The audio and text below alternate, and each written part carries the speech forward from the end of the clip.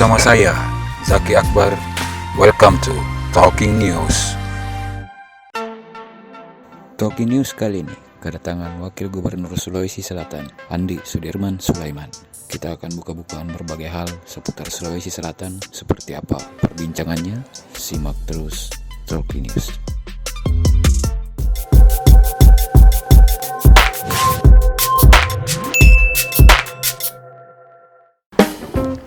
Pak Gub, terima kasih Pak. Oke. Saya kalau nggak buka pas saya. Nggak apa-apa. Silakan. Apa kabar Pak? Alhamdulillah, baik-baik. Tadi sibuk apa Pak sebelum kesini Pak?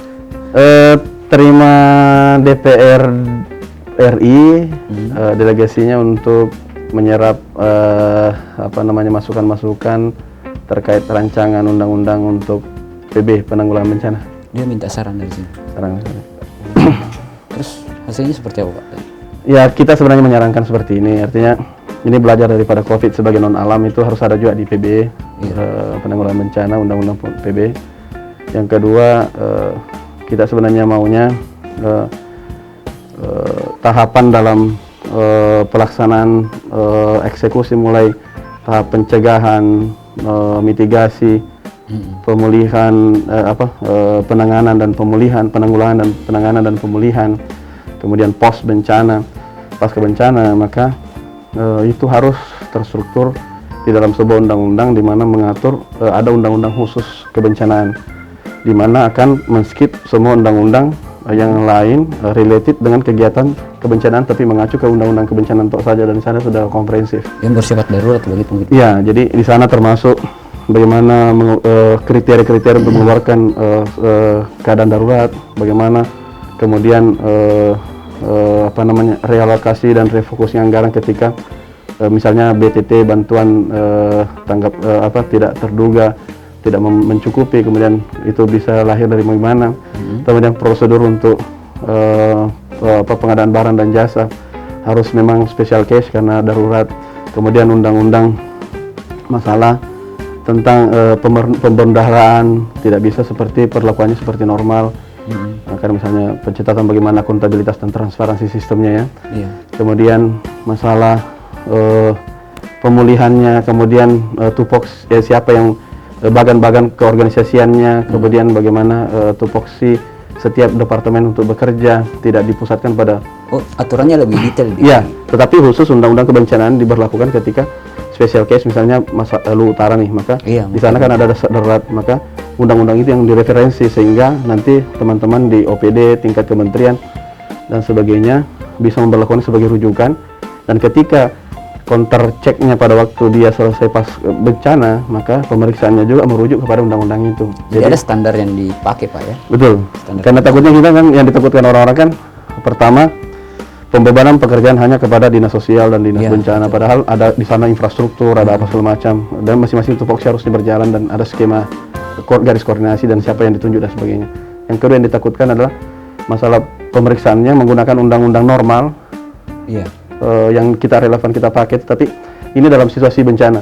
Jadi memeriksanya dalam keadaan normal, tapi waktu bencana tidak dipikirkan lagi kan, karena sudah lewat masanya.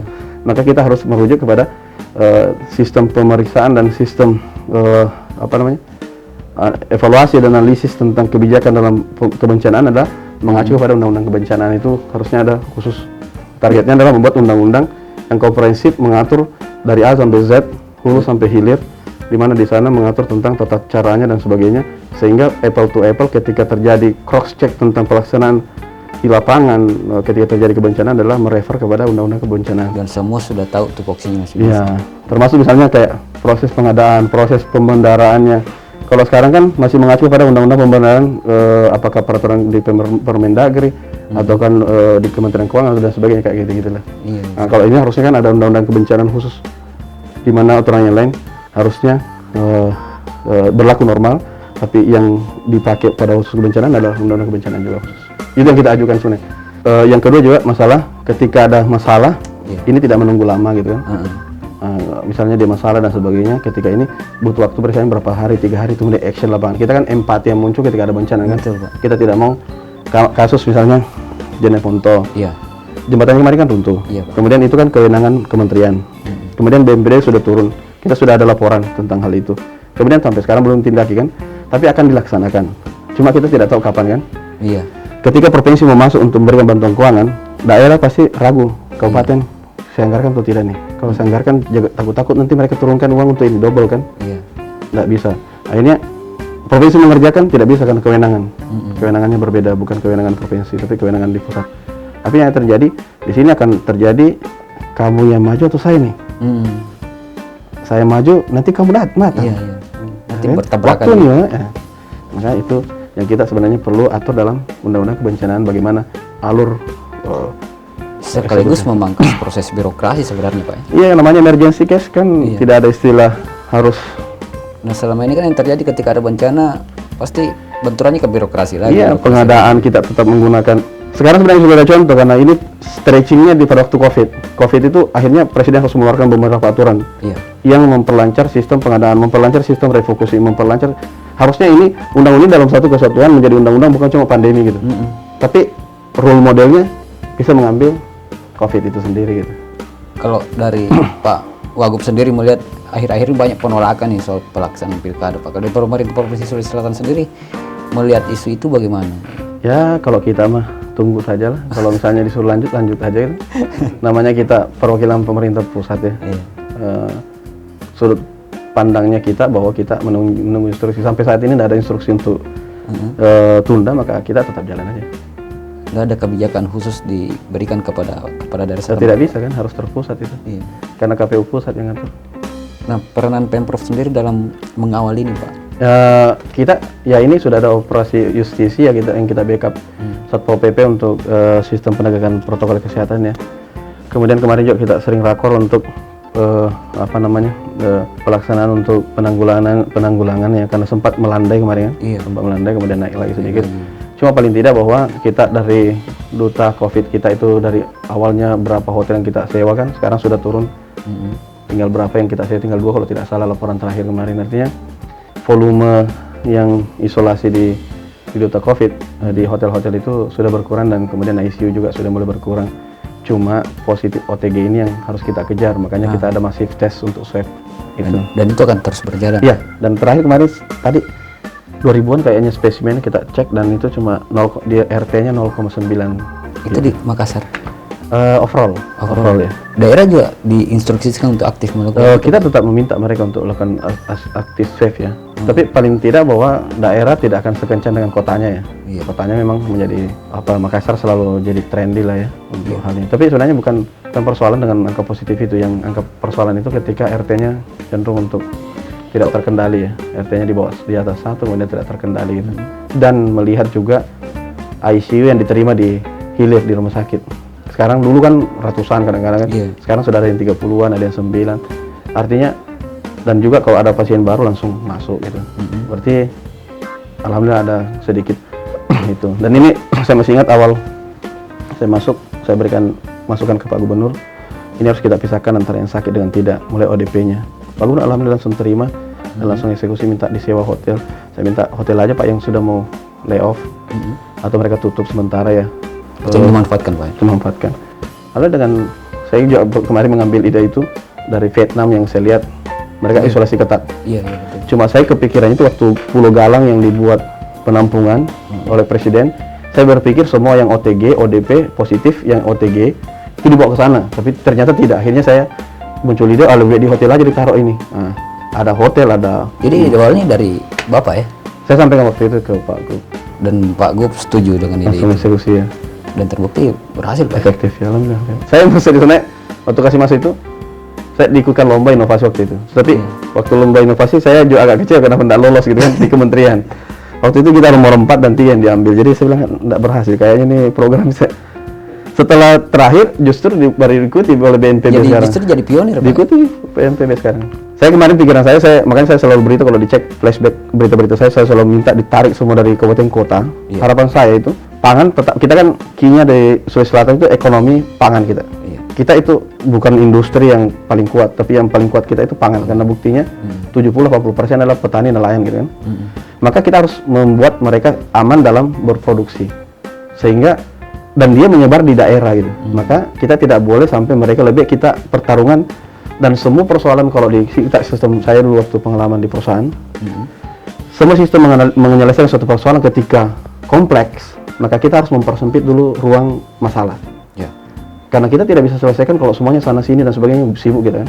Maka saya berpikir ini harus dikumpulkan dalam satu wadah, di situ kita selesaikan.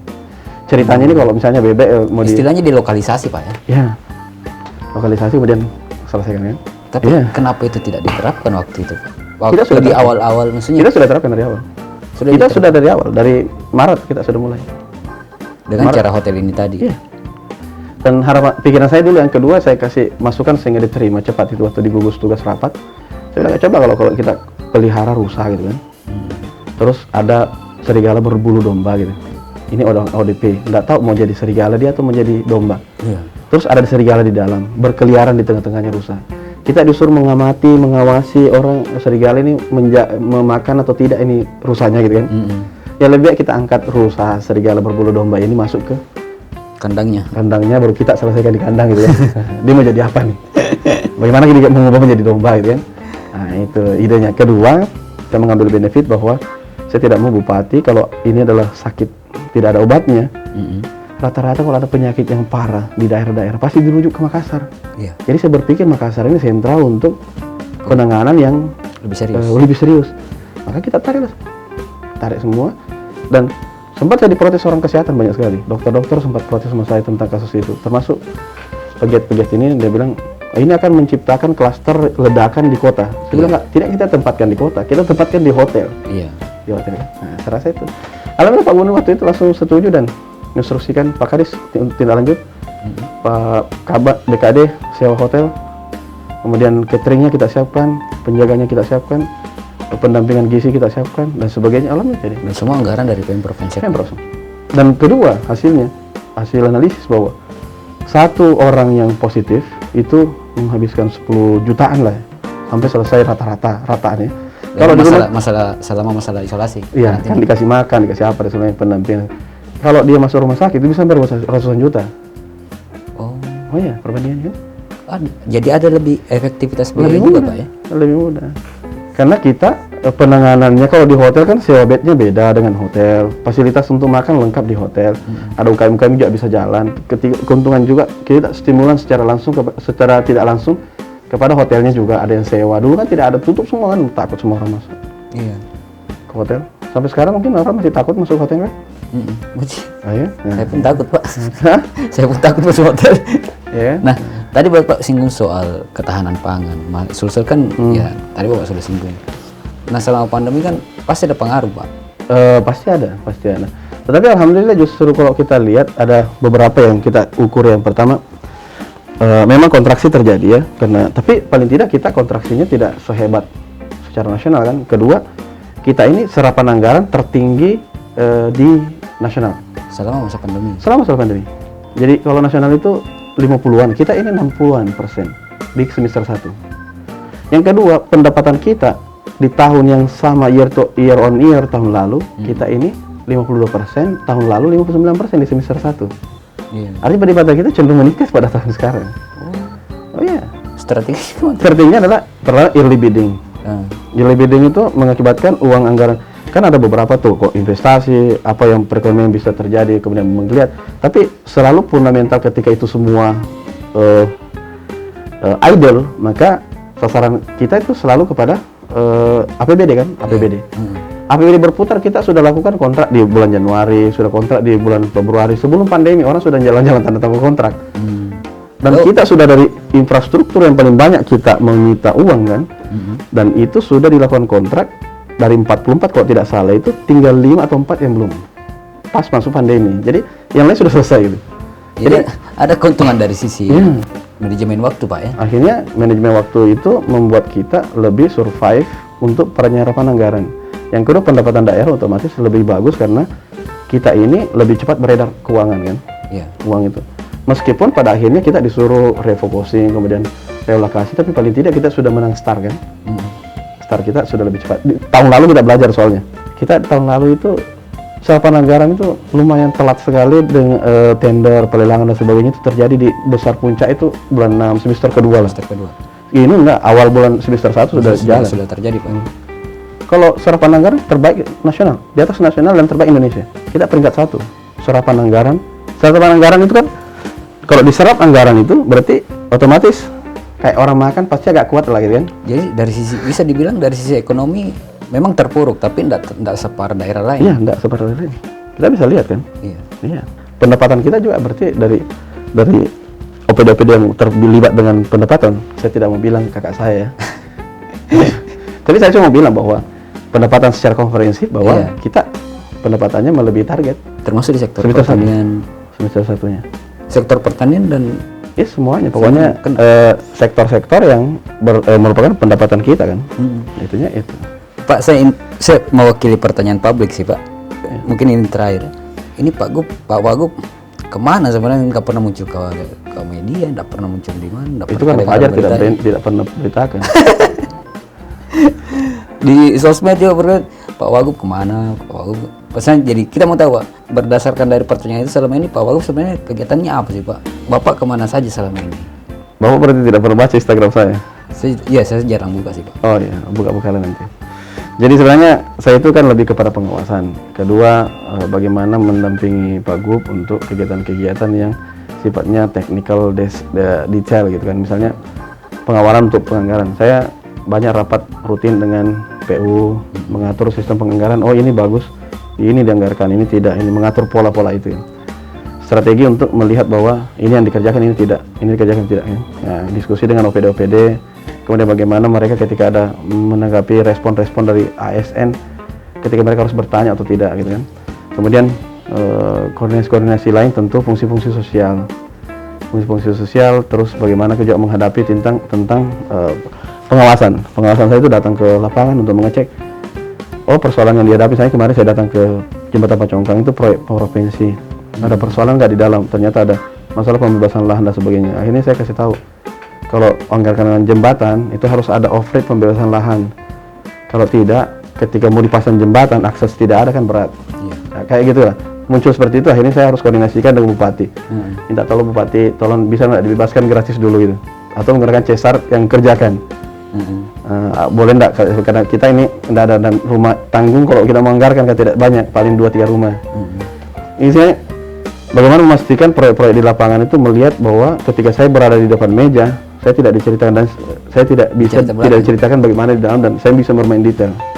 Persoalan pemberitaan dan sebagainya itu kan subject to the apakah saya mau branding diri atau tidak, karena saya tidak mau juga nge-post ya. Kecenderungannya pejabat kan pada umumnya seperti itu Pak. Saya juga tidak mau kegiatan sedikit aja minta liput. Saya juga tidak mau, istilahnya sebenarnya pekerjaan saya itu citra saya itu melebihi daripada pekerjaan saya, karena seperti ngegas kan. Kalau kita gas kencang terus nge-post jadinya, kenapa? Tenaganya kurang, tapi gasnya teriaknya kencang gitu. Kalau berita saya, citra saya melebihi daripada pekerjaan saya, itu sebenarnya di was-was kita, karena lebih baik tenaganya kencang, sedikit ngegas. Okay?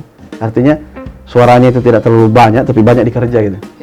Sama seperti saya bicara, saya mungkin berbicara tentang hal-hal yang penting-penting saja, sehingga masyarakat juga percaya bahwa ini orang tidak mau bohong gitu. Karena kapan saya banyak bicara nanti tidak banyak kerja. Gitu.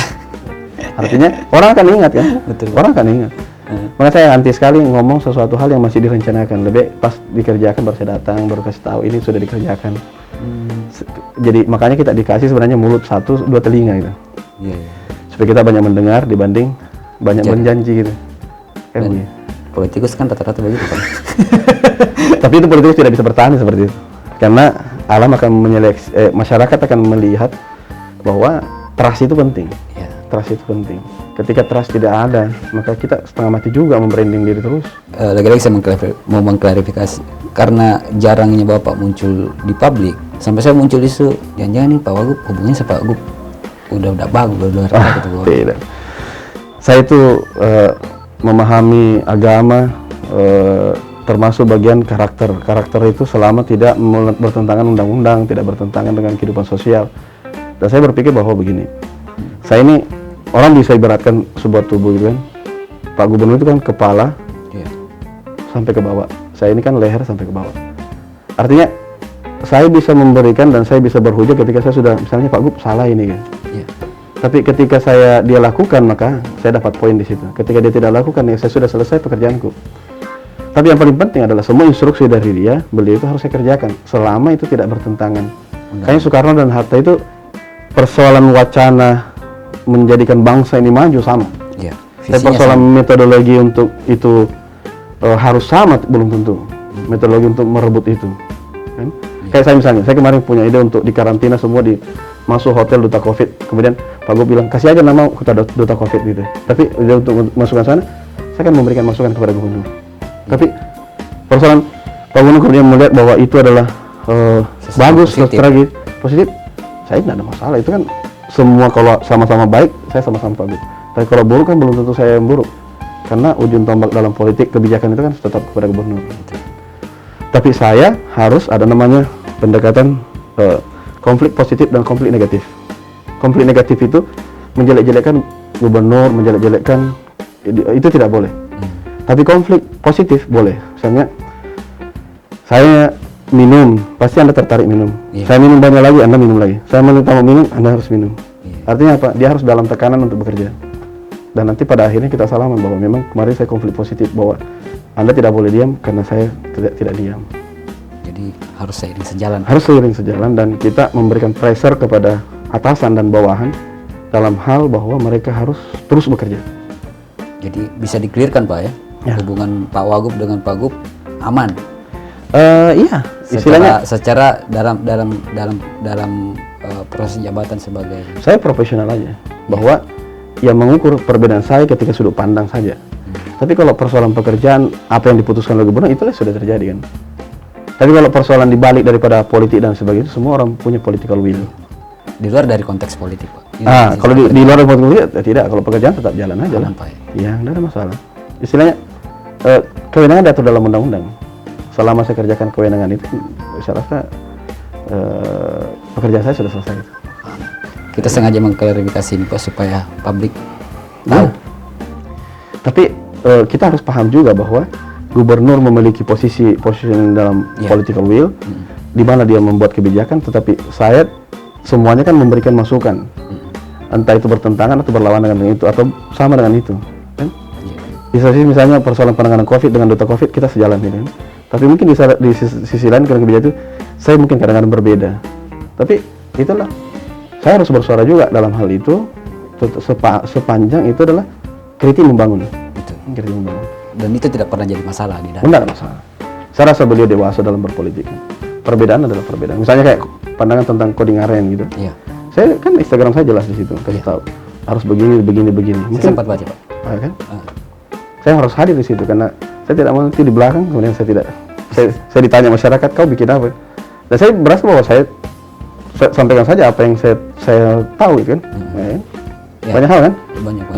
Coding aren, Mas Hamba, saya bilang ya itu hutan. Itu menurut persepsi saya, dan itu adalah politik ideologi saya dalam membuat, walaupun orang-orang lain berbicara tentang yang lain. Pokoknya itu yang menurut saya kan gitu.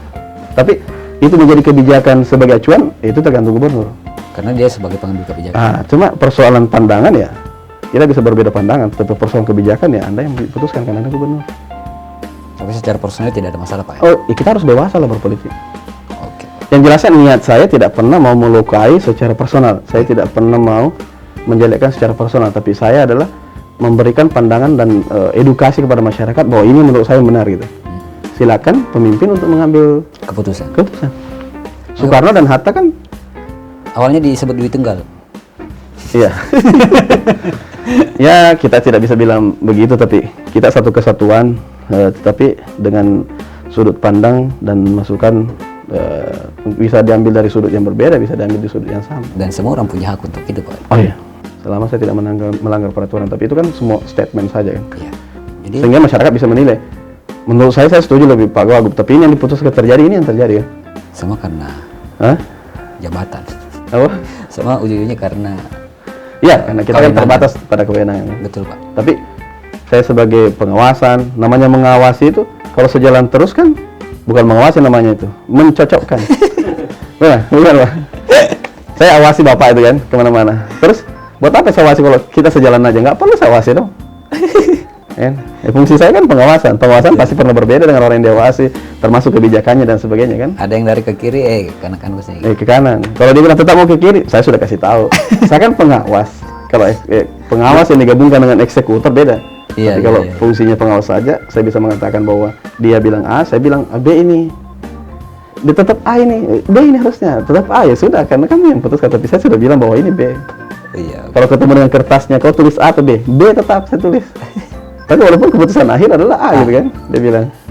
Jadi mudah-mudahan publik tahu Pak posisi. Oh iya, publik insya Allah tahu. Pak Wagub tidak banyak, tidak pernah pikir macam-macam, tidak pernah mau melihat bahwa itu kesempatan untuk berpolitik. Saya tidak pusing dengan politik, bagaimana ke depan proyeksi dan sebagainya. Saya tidak berpikir itu. Yang saya pikir, bagaimana mengatakan A ketika A, bagaimana menjalankan apa yang saya maksimalkan bisa lakukan dengan sesuai kewenangan-kewenangan, dan bagaimana membela kepentingan masyarakat yang memang harusnya layak untuk dibela. Keren sekali Pak. Oh, harus begitu. Makasih banyak Pak waktunya Pak Wagub. Mudah-mudahan datang ke sini lagi Pak. Ya, siap. Anytime. Anytime. Pak. Oke. Kopinya. Oh, minum kopi boleh ya? Ya tidak boleh diminum ini.